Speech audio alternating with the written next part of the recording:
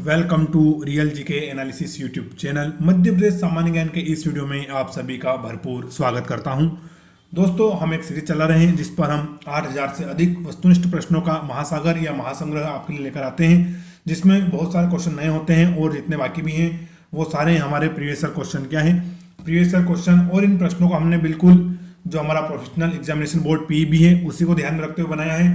यहाँ पर जो आप प्रश्न देखेंगे आपको हूबहू प्रश्न ही वहां पर परीक्षा में देखने को मिलेंगे। तो आपके लिए परीक्षा से पहले एक परीक्षा है और जो हमें सीरीज चला रहे हैं ये आपको मध्य प्रदेश पुलिस, जेल प्रहरी, वन रक्षक, पटवारी, आबकारी आरक्षक, शिक्षक पात्रता परीक्षा, लेबर इंस्पेक्टर, सब इंस्पेक्टर, साथ ही दोस्तों एमपीपीएससी और हाल ही में निकली हुई ग्रुप 2 और ग्रुप 4 की वैकेंसियां और राज्य में अन्य जितनी भी प्रतियोगी परीक्षाएं होती हैं जहां पर मध्य प्रदेश सामान्य ज्ञान पूछा जाता है, तो वहां पर आपके लिए बहुत ही इंपॉर्टेंट है। या एक लाइन में अगर हम कहें कि जहां जहां मध्य प्रदेश का सामान्य ज्ञान पूछा जाता है वहां पर यह सीरीज आपके लिए बहुत ही ज्यादा उपयोगी है। तो वीडियो को आपको पूरा देखना है, एटलीस्ट आप हमारा एक वीडियो पूरा देखें जिससे कि आप हमारा कंटेंट समझ पाएं। चैनल पर अगर नए हो आप तो चैनल को सब्सक्राइब जरूर कर लें और वीडियो को अपने अधिक से अधिक दोस्तों के साथ शेयर करें। तो चलिए आज का इंपॉर्टेंट डिस्कशन करते हैं हम और आज का पहला प्रश्न देखते हैं। आज का पहला प्रश्न हमारा किस प्रकार का रहने वाला है। साथ दोस्तों मैं आपको और क्लियर कर दूं, आज हमारा टोटल कितना 18 पार्ट रहेगा। इसके पहले हम चैनल पर टोटल 17 पार्ट अपलोड कर चुके हैं और इन 17 पार्ट में हमने मध्य प्रदेश का भौगोलिक विस्तार, मध्य प्रदेश का गठन, जिले एवं संभाग, साथ साथ मध्य प्रदेश एक दृष्टि में, इसके अलावा जो हमारा चौथा चैप्टर था वो था मध्य प्रदेश की नदियां एवं जलप्रपात, पांचवा चैप्टर था हमारा मध्य प्रदेश में बहुउद्देशीय सिंचाई परियोजना। इनका दोस्तों हमने अध्ययन कर लिया है। जो आज का वीडियो है इसमें हम मध्य प्रदेश के बहुउद्देशीय सिंचाई परियोजना चैप्टर से जो बचे हुए प्रश्न है वो देखेंगे। साथ ही हम नया चैप्टर देखेंगे जलवायु। तो उन सभी चैप्टर को देखने के लिए आप हमारी पूरी प्लेलिस्ट देख सकते हैं, चैनल पर प्लेलिस्ट मौजूद है।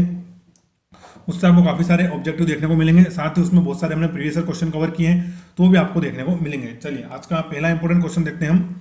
धार जिले के विकास खंड डही की सूक्ष्म उद्वहन सिंचाई योजना का नाम किस नाम से जानी जाएगी। यानी दोस्तों जो हमारा धार जिला है उसके डही विकास खंड में एक सूक्ष्म उद्वहन सिंचाई योजना बनाई जाएगी, तो किस नाम से जानी जाएगी। तो पहला ऑप्शन है हमारा संजय गांधी, दूसरा है टांटिया भील, तीसरा है इंदिरा गांधी और फोर्थ है हमारा इनमें से कोई नहीं। तो करेक्ट आंसर हो जाएगा दोस्तों इसका टांटिया भील। तो जो डही में सूक्ष्म उद्वहन सिंचाई योजना रहेगी उसका नाम रहेगा टांटिया भील सिंचाई योजना। तो ऑप्शन सेकंड हमारा इस प्रश्न का बिल्कुल करेक्ट आंसर है। चलिए अगला प्रश्न देखते हैं हम। गारलैंडिंग परियोजना किस बांध के अपस्ट्रीम पानी के उपयोग पर आधारित है। तो पहला है हमारा ऑप्शन जवाहर सागर, दूसरा है इनमें से कोई नहीं, तीसरा है बाण सागर और फोर्थ है हमारा इंदिरा सागर। तो करेक्ट आंसर है दोस्तों हमारा इंदिरा सागर। तो जो हमारी गारलैंडिंग परियोजना है ये इंदिरा सागर बांध के अपस्ट्रीम पानी के उपयोग पर आधारित है। तो ऑप्शन 4 हमारा यहाँ पर बिल्कुल करेक्ट आंसर हो जाएगा। अगला हमारा नर्मदा जल विवाद से संबंधित खोसला कमेटी किस वर्ष में बनाई गई थी। तो दोस्तों जो हमारा नर्मदा नदी है उसके जल वितरण को लेकर विवाद था, उसके लिए कौन सी कमेटी बनी थी, खोसला कमेटी। तो वर्ष पूछ रहा है कि खोसला कमेटी किस वर्ष में बनी थी। तो पहला ऑप्शन है हमारा 1995, दूसरा है 1994, तीसरा है हमारा 1993 और फोर्थ ऑप्शन है हमारा 1998। क्या है 1998। तो करेक्ट आंसर है इसका हमारा 1994 में। तो जो हमारी खोसला कमेटी थी वो बनी थी 1994 में। तो ऑप्शन सेकंड बिल्कुल करेक्ट आंसर है। अगला इंपॉर्टेंट प्रश्न है किस परियोजना के अंतर्गत कूटनी पोषक जलाशय प्रस्तावित है। तो पहला है हमारा कोलार परियोजना, दूसरा ऑप्शन है इनमें से कोई नहीं, तीसरा ऑप्शन है हमारा उर्मिला परियोजना और फोर्थ है बरियापुर परियोजना। क्या है बरियापुर परियोजना। तो दोस्तों जो हमारा कुटनी पोषक जलाशय है ये बरियापुर परियोजना के अंतर्गत प्रस्तावित है। कौन सी, जो हमारी बरियापुर परियोजना छतरपुर जिले में उसके अंतर्गत दोस्तों कुटनी पोषक जलाशय प्रस्तावित है। तो ऑप्शन 4 बिल्कुल इस प्रश्न का सही जवाब है। अगला प्रश्न है हमारा सोन नदी पर स्थित बाण सागर बांध को किस वर्ष बनाया गया था। तो दोस्तों जो हमारा बाण सागर बांध है ये किस नदी पर है, तो हमारी सोन नदी पर है। किस पर, सोन नदी पर। तो बोल रहा है कि जो सोन नदी पर स्थित बाण सागर बांध है ये किस वर्ष में बना था। तो वर्ष 2008 में, वर्ष 2010 में, वर्ष 2009 में या वर्ष 2007 में। तो करेक्ट आंसर है हमारा इसका वर्ष 2008 में। तो दोस्तों जो हमारा बाण सागर बांध है वो वर्ष 2008 में बना था। कब, 2008 में बना था और किस जिले में, तो हमारे शहडोल जिले में बना हुआ है। तो ऑप्शन ए बिल्कुल करेक्ट है।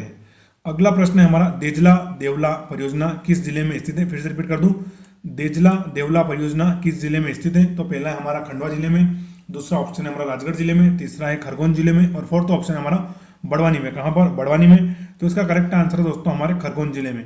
तो जो हमारी जो देजला देवला परियोजना है, कौन सी, देजला देवला परियोजना ये किस जिले में, तो ये हमारी खरगोन जिले में है। तो ऑप्शन 3 बिल्कुल करेक्ट आंसर है। हमारा अगला प्रश्न है, निम्नलिखित में से बाणसागर बांध के उप बांध हैं। तो दोस्तों जो हमारा मुख्य बांध है बाणसागर, उसके उप बांध पूछे यानी छोटे बांध। तो बाणसागर बांध के उप बांध हैं, तो पहला ऑप्शन है हमारा जिन्ना बांध, दूसरा है कदबारी बांध, तीसरा है हमारा भीतरी बांध और फोर्थ है हमारा उपरोक्त सभी। तो करेक्ट आंसर है हमारा उपरोक्त सभी। तो दोस्तों हमारा जिन्ना बांध, कदबारी बांध और भीतरी बांध तीनों ही हमारे बाणसागर बांध के उप बांध है। तो ऑप्शन 4 हमारा बिल्कुल करेक्ट आंसर है। अगला प्रश्न है, बाण सुजारा परियोजना किस नदी पर स्थित है। तो परियोजना का नाम है हमारा बाण सुजारा। ये परियोजना किस नदी पर स्थित है। तो पहला है हमारा केन नदी पर, दूसरा है चंबल नदी पर, तीसरा है बेतवा नदी पर और फोर्थ ऑप्शन है हमारा धसान नदी पर। किस पर, धसान नदी पर। तो करेक्ट आंसर दोस्तों इसका धसान नदी। तो जो बाण सुजारा हमारी परियोजना है ये हमारी धसान नदी पर बनी हुई है। ऑप्शन 4 बिल्कुल करेक्ट है। अगला प्रश्न है, बरगल बांध किस जिले में स्थित है। तो इसका नाम क्या है, बरगल। बरगल बांध किस जिले में है। तो पहला ऑप्शन देखते हैं हम सागर में, दूसरा है शहडोल में, तीसरा है विदिशा जिले में और फोर्थ है हमारा बड़वानी में। कहाँ पर, बड़वानी में। तो इसका करेक्ट आंसर है विदिशा जिले में। तो दोस्तों जो बरगल बांध है वो हमारे विदिशा जिले में है। कहाँ पर है, विदिशा जिले में। अगला प्रश्न है, मकोड़िया बांध किस जिले में स्थित है। तो पहला ऑप्शन देखते हैं हम राजगढ़ में, दूसरा है हमारा शिवपुरी में, तीसरा है दमोह में और फोर्थ ऑप्शन है हमारा विदिशा में। कहाँ पर, विदिशा में। तो करेक्ट आंसर हो जाएगा हमारा विदिशा में। तो दोस्तों मकोड़िया बांध और साथ ही साथ बरगल बांध दोनों ही कहाँ पर है, हमारे दोनों ही विदिशा में है। तो बरगल बांध और मकोड़िया बांध दोनों का करेक्ट आंसर क्या है, हमारा विदिशा जिला। तो आप याद रखें। नेक्स्ट प्रश्न है, काली सागर परियोजना किस जिले में स्थित है। तो परियोजना हमारी काली सागर और इसका जिला पूछ रहा है कि किस जिले में स्थित है। तो पहला ऑप्शन है हमारा बालाघाट, दूसरा है सतना, तीसरा है छिंदवाड़ा और फोर्थ है हमारा बैतूल। क्या है फोर्थ ऑप्शन हमारा, बैतूल। तो इसका करेक्ट आंसर है दोस्तों बैतूल जिले में। तो जो हमारी काली सागर परियोजना है ये कहाँ पर है, तो ये हमारे बैतूल जिले में है। ऑप्शन 4 बिल्कुल करेक्ट है। अगला इंपॉर्टेंट क्वेश्चन है, नरगवा परियोजना मध्य प्रदेश के अतिरिक्त किस राज्य की संयुक्त परियोजना है। यानी दोस्तों जो हमारी नरगवा परियोजना है ये एक से अधिक राज्यों की परियोजना है, संयुक्त परियोजना है। तो इसमें मध्य प्रदेश के अतिरिक्त कौन सा राज्य इसका साझेदार है। तो पहला ऑप्शन है हमारा महाराष्ट्र राज्य, दूसरा है राजस्थान, तीसरा है हमारा उत्तर प्रदेश और फोर्थ है हमारा छत्तीसगढ़। क्या है फोर्थ हमारा छत्तीसगढ़। तो करेक्ट आंसर है इसका दोस्तों हमारा उत्तर प्रदेश। तो जो नरगवा परियोजना है इसमें मध्य प्रदेश के साथ साथ उत्तर प्रदेश राज्य भी हिस्सेदार है या साझेदार है। तो नरगवा परियोजना मध्य प्रदेश और उत्तर प्रदेश दोनों की संयुक्त परियोजना है। तो ऑप्शन 3 हमारा बिल्कुल करेक्ट आंसर है। अगला प्रश्न है, जल आवर्धन योजना का शिलान्यास कब हुआ। तो दोस्तों योजना का नाम है जल आवर्धन योजना और इसका उद्घाटन या शिलान्यास डेट पूछी इन्होंने। तो पहला है हमारा 2 मई 2008, 2 मई 2007, दूसरा ऑप्शन है हमारा 2 अप्रैल 2006, तीसरा ऑप्शन है हमारा 8 मई 2009 और हमारा फोर्थ ऑप्शन है 15 अगस्त 2005। तो इसका हमारा करेक्ट आंसर है ऑप्शन सेकंड 2 अप्रैल 2006। तो जो हमारी जल आवर्धन योजना थी दोस्तों ये 2 अप्रैल 2006 को इसका शिलान्यास हुआ था। तो ऑप्शन सेकंड बिल्कुल करेक्ट आंसर है। नेक्स्ट क्वेश्चन है, प्रदेश में आयाकट विभाग का गठन कब किया गया। तो विभाग का नाम याद रखें, आयाकट विभाग का गठन कब किया गया। तो पहला ऑप्शन है हमारा 9 नवंबर 1998, दूसरा है 4 जून 1995, तीसरा है हमारा 5 अक्टूबर 1998 और तीसरा है हमारा 23 सितंबर 1980। क्या है 23 सितंबर 1980। तो सही जवाब है इसका हमारा 23 सितंबर 1980। क्या है 23 सितंबर 1980। तो मध्य प्रदेश में आयाकट विभाग की स्थापना 23 सितंबर 1980 को हुई थी। ऑप्शन 4 बिल्कुल करेक्ट है। अगला प्रश्न है, राष्ट्रीय सम विकास योजना के तहत प्रदेश के कितने जिलों का चयन किया गया। तो योजना का नाम है राष्ट्रीय सम विकास योजना के तहत प्रदेश के कितने जिले इसमें शामिल किए गए। तो पहला ऑप्शन है हमारा 10 जिले, दूसरा है 22 जिले, तीसरा ऑप्शन है 15 जिले और फोर्थ ऑप्शन है हमारा 32 जिले। तो करेक्ट आंसर हो जाएगा इसका हमारा 10 जिले। तो राष्ट्रीय सम योजना में हमारे टोटल मध्य प्रदेश के 10 जिलों का चयन किया गया है। तो ऑप्शन ए बिल्कुल करेक्ट है। अगला प्रश्न है, निम्न में से कौन सी परियोजना नाबार्ड के सहयोग से संचालित है। दोस्तों नाबार्ड क्या है, तो ये एक प्रकार का हमारा बैंक है। तो निम्न में से कौन सी परियोजना नाबार्ड के सहयोग से संचालित है। तो पहला ऑप्शन है हमारा बरियापुर परियोजना, दूसरा ऑप्शन है हमारा सिंध परियोजना, तीसरा है हमारा बाण सागर परियोजना और फोर्थ है हमारा उपरोक्त सभी। क्या है उपरोक्त सभी। तो सही जवाब हो जाएगा इसका हमारा उपरोक्त सभी। तो दोस्तों सिंध परियोजना, बरियापुर परियोजना और बाण सागर परियोजना तीनों ही नाबार्ड के सहयोग से संचालित है। ऑप्शन 4 बिल्कुल करेक्ट है। अगला प्रश्न है, छीता खुदरी मध्यम सिंचाई प्रोजेक्ट किस जिले में स्थित है। फिर से आप इसका नाम पढ़ लें। क्या है छीता खुदरी मध्यम सिंचाई प्रोजेक्ट किस जिले में स्थित है। तो पहला है हमारा ग्वालियर में, दूसरा है सागर में, तीसरा है मंदसौर जिले में और फोर्थ ऑप्शन है हमारा जबलपुर में। कहाँ पर? जबलपुर में। तो सही जवाब है दोस्तों हमारा जबलपुर। तो जो छीता खुदरी मध्यम सिंचाई प्रोजेक्ट है ये हमारे जबलपुर जिले में स्थापित किया गया है। बिल्कुल करेक्ट ऑप्शन है ऑप्शन 4। साथ दोस्तों वीडियो को आप पूरा देखें, आप हमारा पूरा वीडियो देखेंगे तो आप थोड़ा कंटेंट समझ पाएंगे, किस प्रकार के प्रश्न है ये आप देख पाएंगे।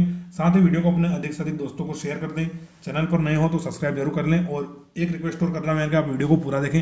वीडियो को आपको पूरा देखने से कंटेंट समझ में आएगा और हमें भी मोटिवेशन मिलता है। पूरा हम 1 घंटे का वीडियो अपलोड करते हैं और लोग 5 मिनट 7 मिनट 10 मिनट देख के छोड़ देते हैं।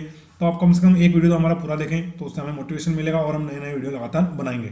चलिए अगला प्रश्न देखते हैं हम। निम्न में से असत्य कथन को चुनना है। तो दोस्तों इन चारों में से एक असत्य कथन है, उसको हमें चुनना है। तो पहला है हमारा घोघरी सिंचाई परियोजना बैतूल में है, तो ये बिल्कुल सही है, जो हमारी घोघरी परियोजना है वो बैतूल में है। दूसरा है हमारा भाम सिंचाई परियोजना खनुआ, तो ये भी करेक्ट है, हमारी जो भाम सिंचाई परियोजना है वो खनुआ में है। तीसरा है हमारा जिंता सिंचाई योजना जो कि श्योपुर जिले में, तो ये भी सही है हमारा।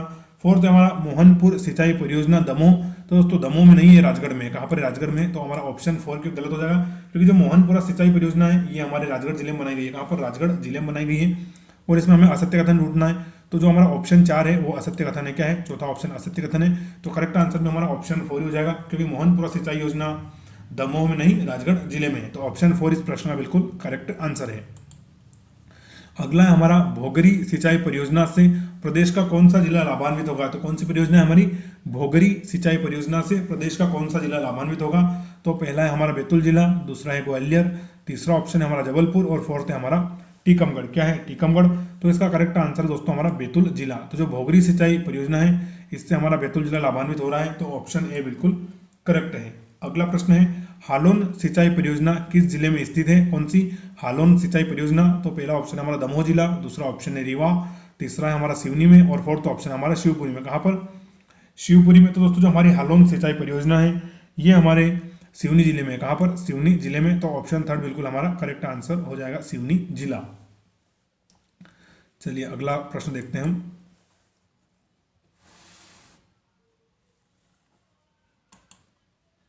अगला प्रश्न है निम्न में से कौन सी सिंचाई परियोजना छतरपुर जिले में स्थित है। क्या है प्रश्न कि कौन सी सिंचाई परियोजना हमारे छतरपुर जिले में है। तो पहला ऑप्शन है हमारा नरगांव परियोजना, दूसरा है उर्मिल परियोजना, तीसरा है हमारा सिंहपुर बैराज और फोर्थ है हमारा उपरोक्त सभी। तो इस प्रश्न का सही जवाब है उपरोक्त सभी। तो दोस्तों हमारी नरगांव परियोजना, फिर हमारी उर्मिल परियोजना और सिंहपुर बैराज तीनों ही कहाँ पर है? तो तीनों ही हमारे छतरपुर जिले में है। कहाँ पर? छतरपुर जिले में। तो ऑप्शन 4 इस प्रश्न का हमारा बिल्कुल सही जवाब है। अगला प्रश्न है हमारा सराना बांध स्थित है। तो कौन सा बांध? तो दोस्तों हमारा सराना बांध कहाँ स्थित है? तो पहला ऑप्शन है हमारा दमोह में, दूसरा है राजगढ़ में, तीसरा है हमारा पन्ना में और फोर्थ है हमारा ऑप्शन सतना में। क्या है? सतना में। तो करेक्ट आंसर है ये हमारे राजगढ़ जिले में है। तो दोस्तों जो हमारा सराना बांध है वो किस जिले में है? तो हमारे राजगढ़ जिले में। इसके अलावा दोस्तों मोहनपुरा बांध या मोहनपुरा सिंचाई परियोजना भी हमारे राजगढ़ जिले के अंतर्गत ही आती है। तो सराना बांध कहाँ पर है? तो वह हमारे राजगढ़ जिले में। अगला प्रश्न है बरगुर पिकअप परियोजना का अपवाह क्षेत्र है। कौन सी पिकअप योजना है? तो बरगुर पिकअप परियोजना का अपवाह क्षेत्र है। तो पहला ऑप्शन हमारा यमुना नदी, दूसरा है इनमें से कोई नहीं, तीसरा है गंगा नदी और फोर्थ है हमारा बेन गंगा नदी। क्या है? बेन गंगा नदी। तो सही जवाब है दोस्तों इसका बेन गंगा नदी। तो जो हमारी बरगुर पिकअप परियोजना है इसका अपवाह क्षेत्र क्या है? तो वह है हमारा बेन गंगा नदी। ऑप्शन 4 बिल्कुल करेक्ट है। यानी कि जो हमारी बरगुर पिकअप परियोजना है इसका जो जल क्षेत्र है, इसको जल कहाँ से मिलेगा? तो हमारी बेन गंगा नदी से मिलेगा, ऑप्शन 4 से। अगला प्रश्न है निम्नलिखित में से कौन सी परियोजना इंदौर जिले में स्थित है। तो पहला ऑप्शन देखते हैं हम चोरल, दूसरा है झिरवार, तीसरा है भरगोनी और फोर्थ है हमारा उपरोक्त सभी। तो करेक्ट आंसर दोस्तों इसका उपरोक्त सभी। क्या है? उपरोक्त सभी। तो दोस्तों झिरवार, चोरल और भरगोनी तीनों ही सिंचाई परियोजना हमारे इंदौर जिले में। कहाँ पर है? इंदौर जिले में।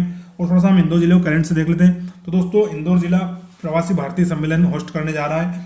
तो आपसे ऐसा प्रश्न पूछ लें कि प्रवासी भारतीय सम्मेलन का आयोजन कहाँ किया गया था? तो वो भी हमारे इंदौर में किया जाने वाला है। 7 से 9 जनवरी के बीच में रहेगा, यानी कि आज से शुरू हो रहा है। तो करेक्ट आंसर है हमारा इसका इंदौर। साथ दोस्तों इंदौर को हम मिनी मुंबई बोलते हैं। क्या बोलते हैं? मिनी मुंबई और मध्य प्रदेश की आर्थिक राजधानी। इसके अलावा दोस्तों इंदौर पूरे भारत में सबसे स्वच्छ शहर है। क्या है? पूरे भारत का सबसे स्वच्छ शहर है हमारा इंदौर शहर। तो इस प्रश्न का करेक्ट आंसर है हमारा उपरोक्त सभी। अगला प्रश्न है मध्य प्रदेश में संचालित जल विज्ञान परियोजना का तृतीय चरण किस वर्ष में पूर्ण होगा। तो पहला ऑप्शन हमारा 2022 में, दूसरा है 2021 में, तीसरा है 2024 में और फोर्थ है हमारा 2026 में। तो दोस्तों जो हमारी जल विज्ञान परियोजना है इसका तृतीय चरण पूरा होने जा रहा है वर्ष 2024 में। कब? वर्ष 2024 में। तो दोस्तों ये करंट अफेयर्स की दृष्टि से भी बहुत ही इंपॉर्टेंट प्रश्न हो गया है, तो आप इसको अच्छे से याद कर लें, नोट कर लें कि जो हमारी जल विज्ञान परियोजना है इसका तीसरा चरण वर्ष 2024 में पूरा हो जाएगा। किसमें? 2024 में पूरा हो जाएगा। तो ऑप्शन 3 बिल्कुल करेक्ट है। अगला प्रश्न है, प्रदेश में अत्यधिक भूमिगत जल के दोहन के कारण किन जिलों को काले जिले कहा जाता है? तो पहला ऑप्शन हमारा इंदौर, दूसरा है मंदसौर, तीसरा है उज्जैन और फोर्थ हमारा उपरोक्त सभी। क्या है? उपरोक्त सभी। तो करेक्ट आंसर है इसका हमारा उपरोक्त सभी। ये प्रश्न हमने प्रीवियस वीडियो में डिस्कशन किया था। तो दोस्तों जो हमारे इंदौर, उज्जैन और मंदसौर जिले हैं ये बहुत ज़्यादा भूमि से जल एक्सट्रैक्ट करते हैं। जो हमारा भूमिगत जल होता है उसको बहुत ज़्यादा बाहर निकालते हैं सिंचाई के लिए, पेयजल के लिए। तो इसलिए यहाँ का वाटर लेवल बहुत नीचे चला गया है। तो इनको कौन सा जिला बोला गया है? तो काले जिले। तो इंदौर, मंदसौर और हमारा उज्जैन काले जिलों की श्रेणी में आते हैं क्योंकि सर्वाधिक भूमिगत जल का दोहन कर रहे हैं। तो ऑप्शन 4 बिल्कुल करेक्ट आंसर है। अगला प्रश्न है, सिंचाई अनुसंधान संचालय की स्थापना किस वर्ष हुई? कौन सा अनुसंधान संचालय? सिंचाई अनुसंधान संचालय। तो पहला है हमारा वर्ष 1996 में, दूसरा है वर्ष 1960 में, तीसरा है वर्ष 1964 में और फोर्थ हमारा वर्ष 1968 में। तो दोस्तों करेक्ट आंसर हो जाएगा हमारा वर्ष 1964 में। तो मध्य प्रदेश में सिंचाई अनुसंधान संचालय की स्थापना वर्ष 1964 में की गई थी। कब? 1964 में इसकी स्थापना की गई थी। अगला प्रश्न है, जल मौसम विज्ञान संचालय की स्थापना किस वर्ष की हुई? ये जो हमारा दोस्तों जल मौसम विज्ञान संचालय है तो इसकी स्थापना किस वर्ष में हुई?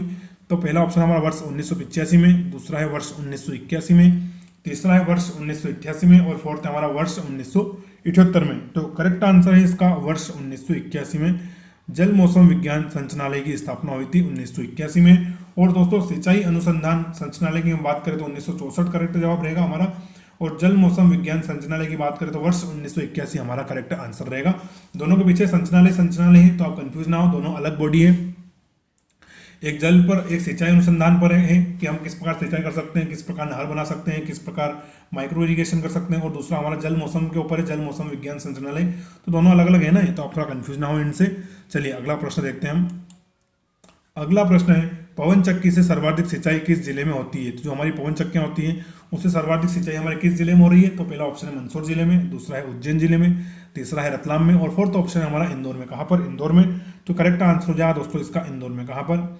इंदौर में। तो जो हमारी पवन चक्की है, इस पवन चक्की से सर्वाधिक सिंचाई हमारा इंदौर जिला कर रहा है। कौन सा जिला? इंदौर जिला, ऑप्शन 4। अगला प्रश्न है, डीजल पंपों का प्रयोग मुख्य रूप से किस क्षेत्र में होता है? तो दोस्तों डीजल पंप को आप, जो हमारे डीजल पेट्रोल पंप होते हैं उनसे कंफ्यूज ना कर लें।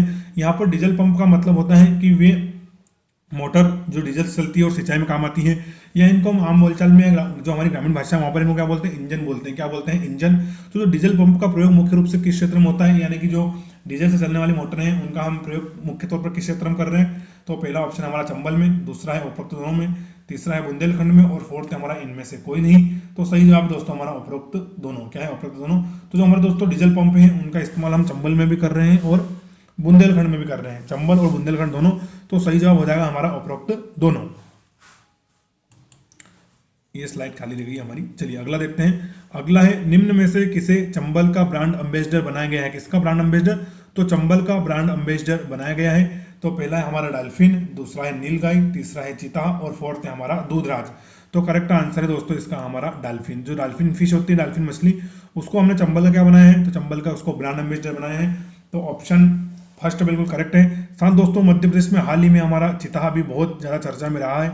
तो चीता से जुड़े हुए प्रश्न परीक्षा में पूछ लिए जाते हैं, तो थोड़ा सा हम इसका रिवीजन करते हैं। तो दोस्तों चीता, जो मध्य प्रदेश में चीता छोड़े गए हैं वो हम कहाँ से लाए हैं? तो नमीबिया देश से लाए हैं। इसके अलावा दोस्तों चीता का कहाँ छोड़ा गया है? तो इनको पालनपुर कुनो नेशनल पार्क में छोड़ा गया है। कहाँ पर? पालनपुर कुनो नेशनल पार्क में इनको छोड़ा गया है। और छोड़ा किसने? तो हमारे देश के प्रधानमंत्री ने छोड़ा है। और 17 सितंबर के दिन छोड़ा गया है चीतों को। कब? 17 सितंबर के दिन। तो दोस्तों ये सब इंपॉर्टेंट क्वेश्चन है। और साथ ही एक और इंपॉर्टेंट क्वेश्चन है कि चीता का प्रवेश जो हमारा कुनो पालनपुर नेशनल पार्क है उसके किस गेट से करवाया है? तो हमारे टिकटोली गेट से। कहाँ से? टिकटोली नाम का गेट है, वहाँ से चीतों का प्रवेश हुआ है। तो दोस्तों ये बहुत इंपॉर्टेंट क्वेश्चन है जिनसे आप चीतों के बारे में, क्योंकि चीता साल भर हमारे न्यूज़ में बना रहेगा, क्योंकि देश से चीता विलुप्त हो गए थे और इनको मध्य प्रदेश में इंट्रोड्यूस किया गया है। और साथ ही जो हमारा कुनो नेशनल पार्क है, यहाँ से कौन सी नदी निकलती है? तो वो भी हमारी कुनो नदी निकलती है। तो चीता से जुड़े हुए इंपॉर्टेंट पॉइंट है, आप ये याद रखें।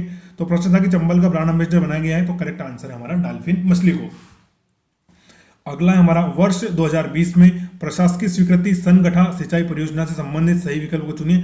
तो दोस्तों जो हमारी सनगठा सिंचाई परियोजना है इसका हमें सही विकल्प देखना है और जो सही है उसको चुनना है। तो पहला है हमारा, यह शिवपुरी जिले की पिछोर तहसील में स्थापित की जाएगी।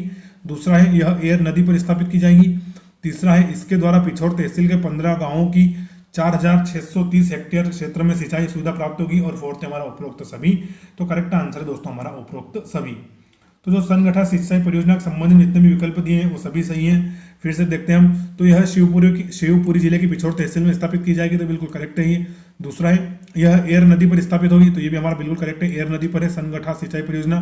तीसरा है इसके द्वारा पिछोर तहसील के 15 गांवों की 4630 हेक्टेयर क्षेत्र में सिंचाई सुविधा प्राप्त होगी, तो बिल्कुल करेक्ट है। तीनों ही पॉइंट करेक्ट हैं, तो सही जवाब हो जाएगा हमारा उपरोक्त सभी। अगला प्रश्न है वर्ष 2020 में किस जिले की खर्राघाट नहर मध्यम सिंचाई परियोजना को पुनःरक्षित प्रशासकीय स्वीकृति दी गई है। फिर से रिपीट करता हूं, वर्ष 2020 में किस जिले की खर्राघाट नहर मध्यम सिंचाई परियोजना को पुनःरक्षित प्रशासकीय स्वीकृति दी गई है। तो पहला ऑप्शन हो जाएगा हमारा होशंगाबाद, दूसरा है रीवा, तीसरा है हमारा सतना, क्या है सतना, और फोर्थ है हमारा दमोह, क्या है दमोह। तो इसका करेक्ट आंसर दोस्तों हमारा होशंगाबाद। तो जो खर्राघाट नहर मध्यम सिंचाई परियोजना है इसी की स्वीकृति मिली है हमारे होशंगाबाद जिले को। किसको? होशंगाबाद जिले को। तो ऑप्शन ए बिल्कुल करेक्ट है। अगला प्रश्न है हमारा बरियापुर सिंचाई परियोजना किस जिले में स्थित है? कौन सी? बरियारपुर या बरियापुर सिंचाई परियोजना किस जिले में? तो पहला ऑप्शन है हमारा जबलपुर में, दूसरा है छतरपुर में, तीसरा है हमारा मंदसौर जिले में, और फोर्थ ऑप्शन है हमारा बालाघाट में। कहां पर? बालाघाट में। तो करेक्ट आंसर हो जाएगा दोस्तों हमारा छतरपुर में। तो जो बरियापुर सिंचाई परियोजना है ये हमारे छतरपुर जिले में। कहां पर? छतरपुर जिले में। तो ऑप्शन सेकंड हमारा बिल्कुल करेक्ट आंसर है। चलिए अगला इंपॉर्टेंट क्वेश्चन देखते हैं हम। तो दोस्तों ये जो हमारा आज हम छठा चैप्टर देखने वाले हैं जलवायु, क्या देखने वाले हैं? छठा हम चैप्टर देखने वाले हैं जलवायु। तो अभी तक हमने टोटल 5 चैप्टर पूरे कर लिए हैं, 5 चैप्टर पूरे हमने कर लिए हैं। आज से हम छठा चैप्टर देखेंगे जिसका चैप्टर का नाम है हमारा जलवायु। तो इसके बाद जितने भी प्रश्न आएंगे वो सब जलवायु चैप्टर से जुड़े होंगे। और इसके पहले हमने इसके 5 चैप्टर पूरे कर लिए हैं, वो कौन कौन से फिर से रिपीट करता हूँ। तो मध्य प्रदेश का भौगोलिक विस्तार, दूसरा है मध्य प्रदेश का गठन, जिले एवं संभाग, तीसरा था हमारा मध्य प्रदेश एक दृष्टि में, चौथा था हमारा मध्य प्रदेश की नदियां एवं जलप्रपात, और पांचवा था हमारा मध्य प्रदेश में बहुउद्देशीय परियोजनाएं। तो दोस्तों ये पांचों हमारे पूरे हो गए और छठा हमारा शुरू हो गया जलवायु। और दोस्तों इन 5 चैप्टर से हमने टोटल 17 वीडियो बनाए। कितने? 17 वीडियो आपको बनाकर चैनल पर अपलोड कर दिए हैं। आज का वीडियो 18वां है। तो अगर इन जो हमारे 5 चैप्टर हैं इनके भी आप प्रीवियस ईयर क्वेश्चन देखना चाहते हैं, इनके भी अच्छे अच्छे प्रश्न आप पढ़ना चाहते हैं, तो आप हमारे जो 17 पुराने चैप्टर हैं इनको देख सकते हैं। हमारे 17 लेक्चर को चैनल पर पहले ही हमने इनको अपलोड कर दिया है। एमपीजी के क्वेश्चन नाम से प्लेलिस्ट बनी हुई है, तो उसको आप देख लें। और सबसे पहले आप चैनल पर सब्सक्राइब कर लें। सब्सक्राइब करने के बाद प्लेलिस्ट आपको आसानी से मिल जाएगी। जो भी हम लेटेस्ट वीडियो बनाएंगे उसका भी आपको अपडेट मिल जाएगा। तो चलिए छठा चैप्टर शुरू करते हैं हम जलवायु। और इसका हमारा पहला प्रश्न है मानसून शब्द की उत्पत्ति किस भाषा से हुई है? तो दोस्तों हमारा मानसून शब्द है इसकी उत्पत्ति किस भाषा से हुई है? तो पहला है हमारा अरबी भाषा से, दूसरा है फारसी से, तीसरा है उर्दू से, और फोर्थ है हमारा कन्नड़ से। तो करेक्ट आंसर हो जाएगा दोस्तों अरबी से। तो जो मानसून या मौसम शब्द है इसकी हमारी उत्पत्ति हुई है अरबी शब्द से। किससे? अरबी भाषा से। तो करेक्ट आंसर हो जाएगा ऑप्शन ए, मानसून शब्द की उत्पत्ति किस भाषा से हुई है? तो अरबी भाषा से।